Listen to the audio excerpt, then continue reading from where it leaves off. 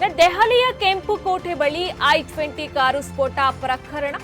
ಜಮ್ಮು ಕಾಶ್ಮೀರದ ಶೋಪಿಯಾನ್ನಲ್ಲಿ ಮತ್ತೊಬ್ಬ ಶಂಕಿತನನ್ನ ಬಂಧಿಸಲಾಗಿದೆ. ಇರ್ಫಾನ್ ಅಹಮದ್ ವಾಗಿ ಅಲಿಯಾಸ್ ಮೌಲಿ ಇಮಾನ್ನ ಬಂಧನವನ್ನ ಮಾಡಲಾಗಿದೆ. ಸ್ಥಳೀಯ ಮಸೀದಿಯಲ್ಲಿ ಇಮಾನ್ ಆಗಿ ಸೇವೆ ಸಲ್ಲಿಸುತ್ತಿದ್ದ ಇರ್ಫಾನ್ ಫರೀದಾಬಾದ್ ಪ್ರಕರಣದ ಮೊದಲ ಆರೋಪಿ ಆಗಿದ್ದಾನೆ. ಈ ಇರ್ಫಾನ್ ಬಂಧಿತ ಇರ್ಫಾನ್ ಬಳಿಯಿಂದ 5 ಮೊಬೈಲ್ಗಳನ್ನ ಈಗ ವಶಕ್ಕೆ ಪಡೆದುಕೊಳ್ಳಲಾಗಿದೆ. ಇರ್ಫಾನ್ ಪತ್ನಿಯನ್ನ ವಶಕ್ಕೆ ಪಡೆದು ವಿಚಾರಣೆಯನ್ನ ಕೂಡ NIA ನಡೆಸ್ತಾ ಇದೆ.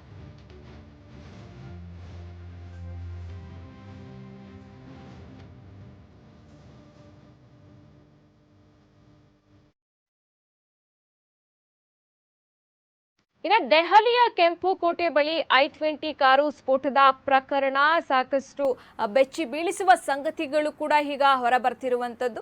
ಜಮ್ಮು ಕಾಶ್ಮೀರದ ಶೋಪಿಯಾನ್ನಲ್ಲಿ ಮತ್ತೊಬ್ಬ ಶಂಕಿತನನ್ನ ಬಂಧಿಸಲಾಗಿದೆ. ಇರ್ಫಾನ್ ಅಹಮದ್ ವಾಗೆ ಅಲಿಯಾಸ್ ಮೌಲಿ ಇಮಾನನನ್ನ ಬಂಧನಗೊಳಿಸಲಾಗಿದೆ. ಸ್ಥಳೀಯ ಮಸೀದಿಯಲ್ಲಿ ಆತ ಇಮಾನ್ ಆಗಿ ಸೇವೆಯನ್ನ ಸಲ್ಲಿಸಿದ್ದಾನೆ. ಫರೀದಾಬಾದ್ ಪ್ರಕರಣದ ಮೊದಲ ಆರೋಪಿ ಆಗಿರುವಂತದ್ದು ಇರ್ಫಾನ್. ಬಂಧಿತ ಇರ್ಫಾನ್ ಬಳಿ ಈಗಾಗಲೇ 5 ಮೊಬೈಲ್ಗಳನ್ನ ವಶಕ್ಕೆ ಪಡೆದುಕೊಂಡು ಹಾಗೆ NIA ಅವರ ಪತ್ನಿಯನ್ನೂ ಕೂಡ ಈಗ ವಿಚಾರಣೆಯನ್ನ ನಡೆಸ್ತಾ ಇದೆ.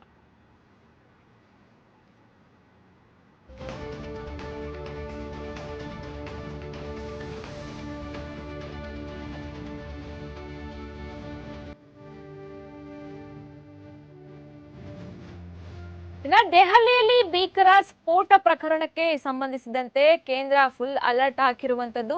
ಗೃಹ ಸಚಿವ ಅಮಿತ್ ಶಾಗೆ ಕರೆ ಮಾಡಿ ಪ್ರಧಾನಿ ನರೇಂದ್ರ ಮೋದಿ ಅವರು ಮಾಹಿತಿಯನ್ನ ಕಲೆ ಹಾಕ್ತಿದ್ದಾರೆ. ತನಿಖೆ ಪ್ರಗತಿಯ ಬಗ್ಗೆ ಮಾಹಿತಿ ಪಡೆದ ಪ್ರಧಾನಿ ನರೇಂದ್ರ ಮೋದಿ ಭೂತಾನ್ನಿಂದಲೇ ಕರೆ ಮಾಡಿ ಮಾಹಿತಿಯನ್ನ ಪಡೆದುಕೊಳ್ತಿದ್ದಾರೆ ನರೇಂದ್ರ ಮೋದಿ.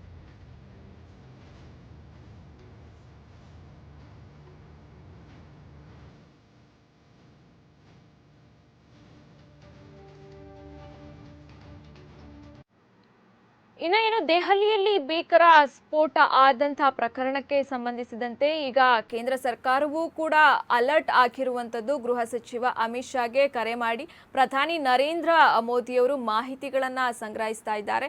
ಭೂತಾನ್ ಪ್ರವಾಸದಲ್ಲಿರುವ ನರೇಂದ್ರ ಮೋದಿಯವರು ಭೂತಾನ್ನಿಂದಲೇ ಕರೆ ಮಾಡಿ ಗೃಹ ಸಚಿವ ಅಮಿತ್ ಶಾರಿಂದ ಮಾಹಿತಿಯನ್ನ ಪಡ್ಕೋತಾ ಇರುವಂತದ್ದು.